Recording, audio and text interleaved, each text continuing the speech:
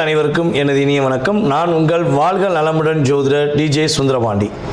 தற்போது நம்ம என்ன விஷயம் பார்க்க போகிறோம் அப்படின்னா, இந்த 2026ஆம் ஆண்டு ஜூன் மாதத்தில் 6ஆம் தேதியில் மிதுன ராசியில் இருக்கிற குரு பகவான் கடக ராசிக்குள்ளே நுழைந்து என்னென்ன மாற்றங்களை உங்களுக்கு தரப்போகிறார்.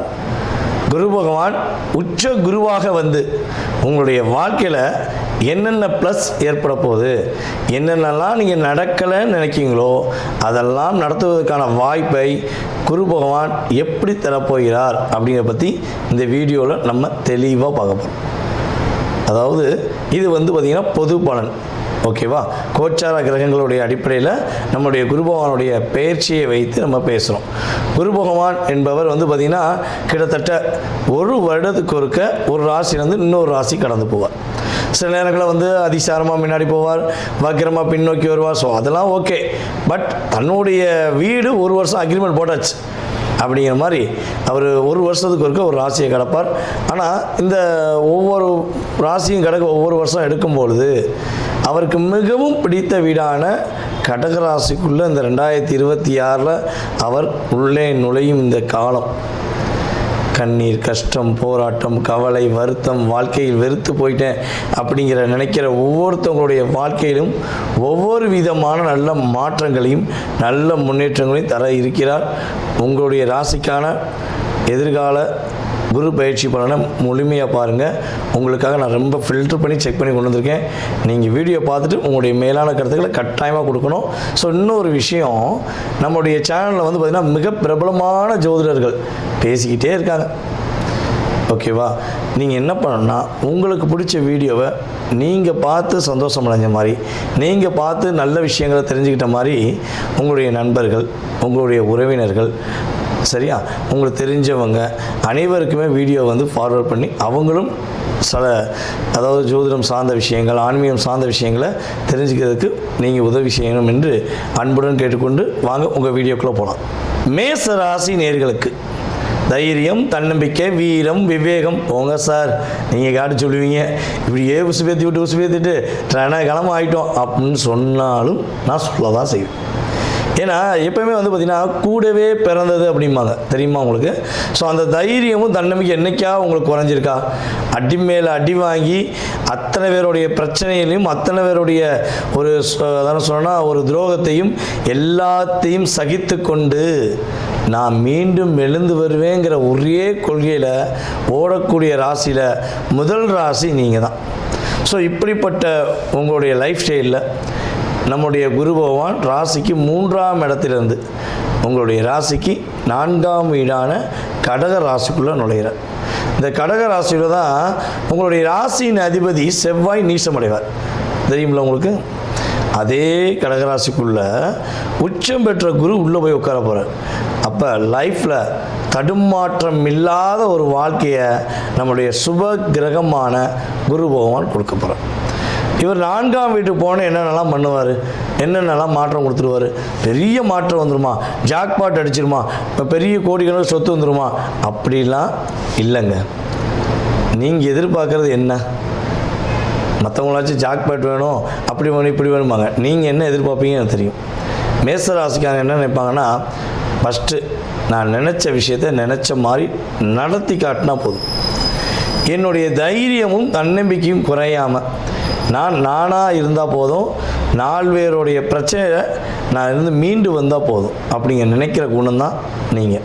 ஸோ இப்படிப்பட்ட உங்களுடைய குணத்துக்கு ஏற்றவாறு, உங்களுடைய நல்ல செயல்பாடுக்கு ஏற்றவாறு குரு பகவான் உங்களுடைய 4ஆம் வீடான கடக ராசிக்குள்ளே நுழைந்து அவர் பார்க்குற பார்வைக்குன்னு ஒரு அர்த்தம் தெரியுமா உங்களுக்கு?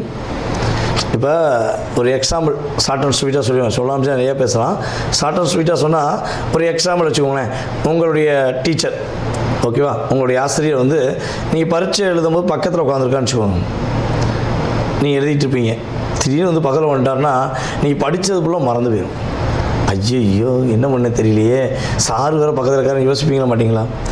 அதே வாத்தியார் உங்களுக்கு ஆப்போசிட்டாக உட்காந்து உங்களை பார்த்துக்கிட்டே இருந்தாருன்னா அந்த பார்வையிலேயே சார் நம்மளை பார்க்காரு, ஒரு எனர்ஜி பவர் உண்டு, நமக்கு கண்டிப்பாக நம்ம ஜெயிச்சிடும் அப்படிங்கிற நம்பிக்கை இருக்கும் பார்த்தீங்களா? ஸோ அதை தான் குரு பகவான் கொடுப்பேன்.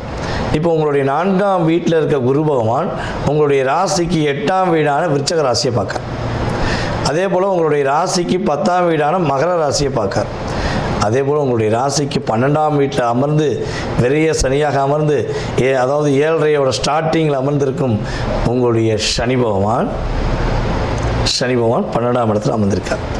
ஸோ அவருடைய தன்மையை குறைப்பதை இவருடைய நோக்கம் சொல்லலாம். ஓகேவா?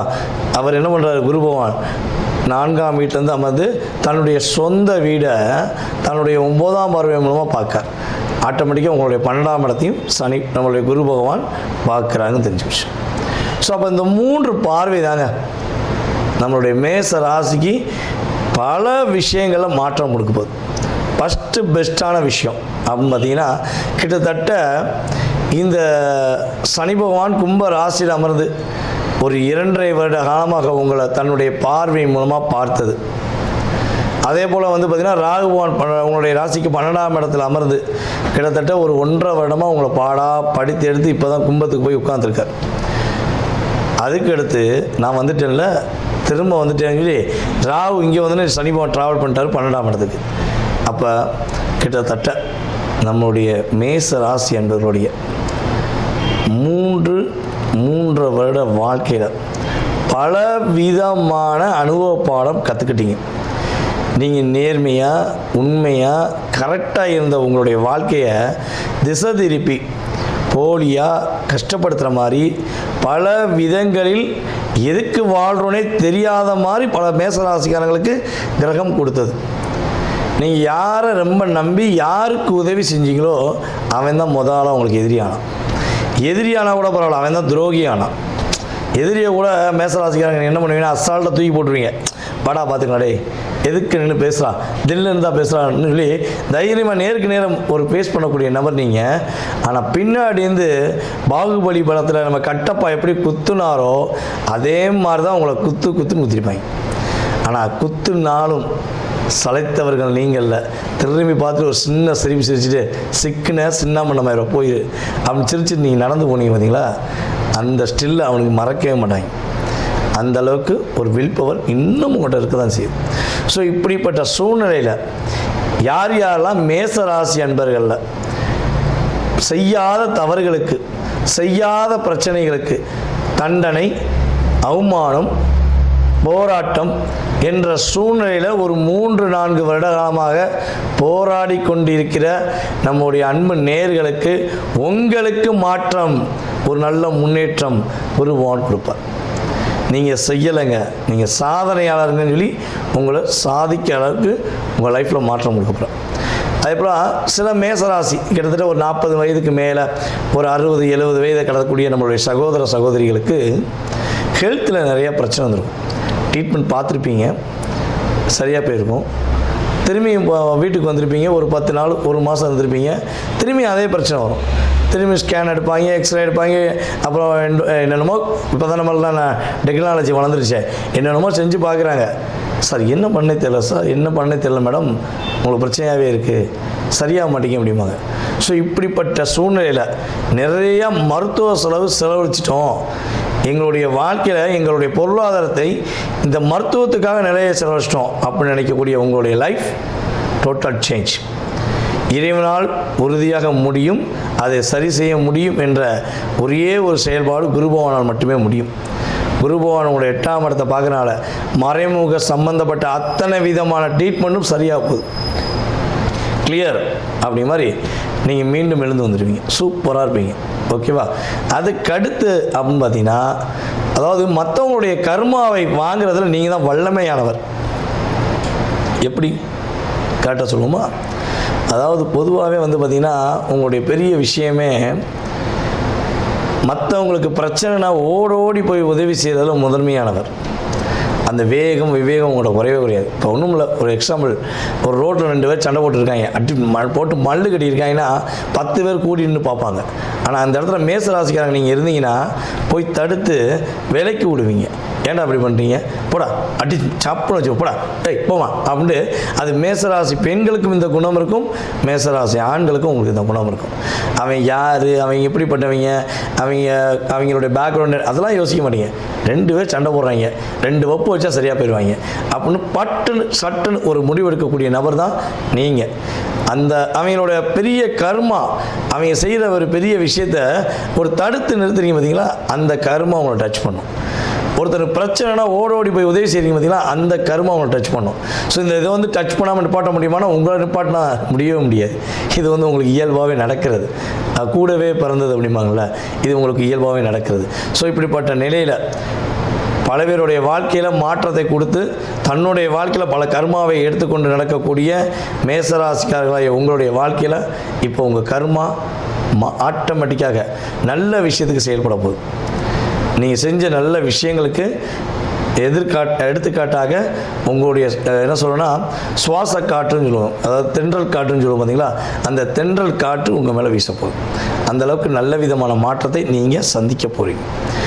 அதுக்கு அடுத்து அப்படின்னா யாரெல்லாம் மேச ராசிக்காரங்களில் சொந்த தொழில் வைக்கலாமா, சொந்த தொழில் தொடங்கலாமா அப்படின்னு நினைக்கிறீங்க அப்படின்னா இதுதான் சரியான காலகட்டம். தனிப்பட்ட முறையில் தொழில் தொடங்குங்க. என்னைய பொறுத்தவரை மேச ராசிக்காரங்க சொந்தமாக தொழில் தொடங்கணும் ஒரு முடிவு எடுத்துட்டிங்கன்னா தனிப்பட்ட முறையில் தொடங்குங்க, சூப்பராக வெற்றி பெறுவீங்க.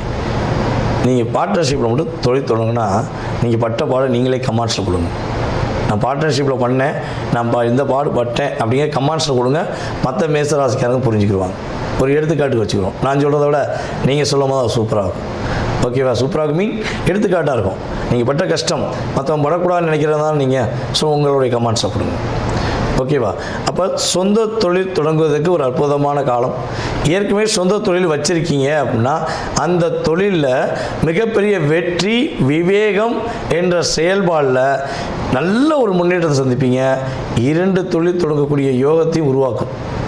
புரியுது உங்களுக்கு? முடியலைங்கிற வார்த்தை இனிமேல் உங்களுடைய வாழ்க்கையில் தொழில் சார்ந்த விஷயங்கள் கிடையாது.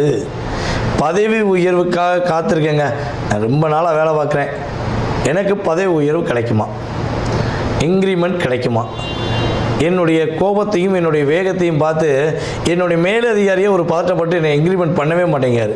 ஸோ நான் இந்த இடத்துலேருந்து வேறு இடத்துக்கு பதவி உயர்வோடு ட்ராவல் பண்ணுவேனா அப்படின்னு எதிர்பார்க்குற மேசராசி அன்பர்களாக உங்களுடைய வாழ்க்கையில் உறுதியாக நிச்சயமாக பதவி உயர்வு கிடைக்கும், இடம் மாற்றத்துடன் கிடைக்கும் என்பது உண்மை.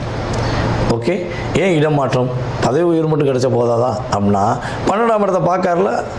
அப்போ 12ஆம் இடங்கிறது இந்த இடத்த விட்டு வேறு இடம் போ, இந்த ஊரை விட்டு போ, ஊரை விட்டு மாநிலம் விட்டு போ, ஊரை விட்டு நாட்டை விட்டு கூட போ, அந்த யோகத்தை நான் உனக்கு கொடுக்கேன், கவலைப்படாதங்கிறத பக்காவாக எடுத்து காட்டுவேன். இன்னொரு விஷயம், ஏற்கனவே 12ஆம் இடத்துல நம்மளுடைய சனி பகவான் உட்கார்ந்துருக்கார். சனியை குரு பார்க்கும்பொழுது எது அதிகமாக ஆர்வமாக எதிர்பார்க்கப்படுகிறதோ அதை முடித்து கொடுக்க வேண்டியதான் இவங்க 2 பேருடைய வேலை. அப்போ ஆட்டோமேட்டிக்காக என்ன பண்ண போகிறாரு, உங்களுடைய இருப்பிடத்தை விட்டு வேறு இடத்துக்கு நகர்த்தக்கூடிய விஷயங்களை செயல்படுத்துவதற்கான வாய்ப்பு அதிகமாக இருக்குது. நிம்மதியாக தூங்கி ரொம்ப நாள் ஆச்சு, கை தூக்குங்க அப்படின்னா குடுன்னு வந்து ஓடி தூக்கிடுவீங்க. என்னங்க பண்ண சொல்லுங்க, தூக்கமே இல்லைங்க. இந்த சனி பகவான் தலைவர் எப்போ உள்ள 12க்கு வந்தாரோ இந்த 1 வருஷமாக நான் தூங்கவே முடியலைங்க அப்படின்னு நினைக்கக்கூடிய நம்மளுடைய நேயர்களுக்கு நிம்மதியான தூக்கம் இருக்க போகுது. சுப விரயம் வீட்டில் உண்டு. சுப விரயம், அசுபர் உள்ளே உட்காந்துருக்காரு, சுபர் பார்க்காரு, அப்போ ஆட்டோமேட்டிக்காக என்ன ஆகும், சுப விரய செலவு உண்டு என்பது உண்மை. ஸோ இந்த சுப விரய செலவு, சொந்த வீடு கட்ட போகிறீங்களா, கல்யாணம் முடிக்க போகிறீங்களா, அண்ணனுக்கு கல்யாணம் முடிக்க போகிறீங்களா, யார் கல்யாணம் முடிக்க போகிறீங்கிறத உங்கள் சுய ஜாதகம் முன்னிருந்து நடத்தும் என்பது கிரக ரீதியான உண்மை. ஸோ இந்த விஷயங்கள் எல்லாம் கரெக்டாக ஃபாலோ பண்ணி குருபகவானுடைய அற்புதமான அருளை நீங்கள் பெற்று நீங்கள் உறுதியாக மகிழ்ச்சியாக வாழ போகிறீங்க. மேசராசிக்காரர்கள் இந்த குரு பயிற்சி காலங்களில் நான் சொல்லக்கூடிய இந்த வழிபாடை செஞ்சு பாருங்கள். மாற்றமும் ஏற்றமும் கிரகங்கள் உங்களுக்கு கொடுக்கின்ற முன்னேற்றமாக இருக்கும். அதாவது பொதுவாகவே வந்து பார்த்திங்கன்னா மேசராசிக்காரங்க முருகப்பெருமானை கைப்பற்றிக் கொள்வது ஒரு என்ன சொன்னால், நம்மளுடைய கர்ணன் எப்படி கவச குண்டத்தை கைக்குள்ள வச்சுருந்தாரோ அதே மாதிரி தான் உங்களுக்கு முருகன் எப்பொழுதும் உறுதுணையாக இருப்பார். நீங்கள் எந்த முருகனை கும்பிட்டாலும் சரி, முருகன் அப்படின்னு சொன்னாலே உங்களுக்கு முத்தி கிடச்சிரும். ஓகேவா? முருகனை வழிபாடு செய்யுங்க, சிவன் வழிபாடு செய்யுங்க, சீக்கிரமாக முன்னேறுவீங்க, வெற்றி பெறுவீங்க. வாழ்க நலமுடன். நேயர்களே, தற்போது வரை நீங்கள் பார்த்தது உங்களுடைய ராசிக்கான குரு பெயர்ச்சிக்கான பொது பலனே, உங்கள் சுய ஜாதகம் கிடையாது. புரியுதா உங்களுக்கு? இந்த பொது பலன் என்பது பார்த்திங்கன்னா குறைஞ்சது உங்களுடைய லைஃப்பில் 20-30% கட்டாயமாக ஒரு மாற்றத்தையும் ஏற்றத்தையும் கொடுக்கும்.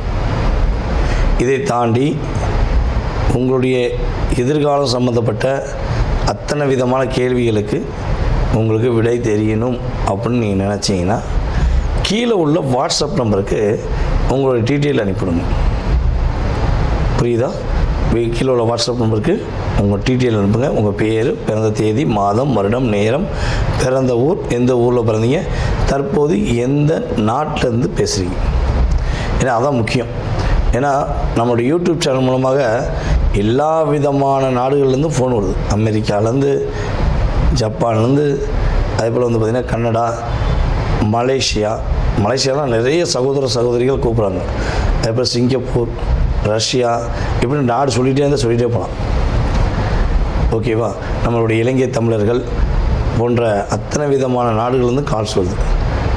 நம்ம எந்த நேரத்தை கொடுக்கலாம் அப்படிங்கிறதுக்கு எனக்கு நாடு ரொம்ப முக்கியம். அப்பாயின்மெண்ட் கொடுக்குறதுக்கு எந்த நாட்டிலேருந்து பேசுகிறீங்கிறத நீங்கள் வாட்ஸ்அப்பில் கட்டாயமாக இன்ஃபார்ம் பண்ணணும்.